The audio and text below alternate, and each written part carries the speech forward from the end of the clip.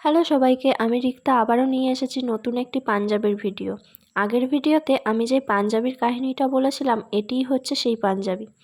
এই পাঞ্জাবির ডিজাইনটাই আমার খুব পছন্দ হয়েছিল, এতটাই পছন্দ হয়েছে যে এটা যদি আমার হতো তাহলে আমিই নিয়ে নিতাম। এটা আমাকে আমার জেঠিমা বানাতে দিয়েছিল দাদার জন্য, ওর বার্থডেতে গিফট করার জন্য। দুটো অর্ডার করেছিল, একটা এইটা আর একটা তোমরা পরে দেখতে পাবে। এই ডিজাইনটা আমি একটা দিদির দেখে করি। দিদির নাম শ্রেয়া সাত্রা।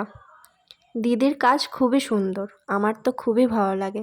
দিদির এই নামেই ফেসবুক পেজ খোলা, তোমরা চাইলে দিদির অ্যাকাউন্টটি চেক করে দেখতে পারো। এই প্রফেশনে আসার পর অনেকের কাছ থেকে অনেক রকম নেগেটিভ কথা শুনেছি, যেমন এগুলো এত চলে নাকি, বেশি কেউ নেয় না, নিলেও যাদের অনেক টাকা তারাই নেবে।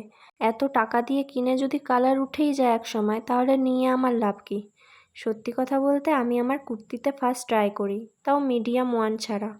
ওই কুর্তিটা কিন্তু আমি রাফ ইউজ করেছি, তারপর গিয়ে কালারটা হালকা হালকা ফেটেছে।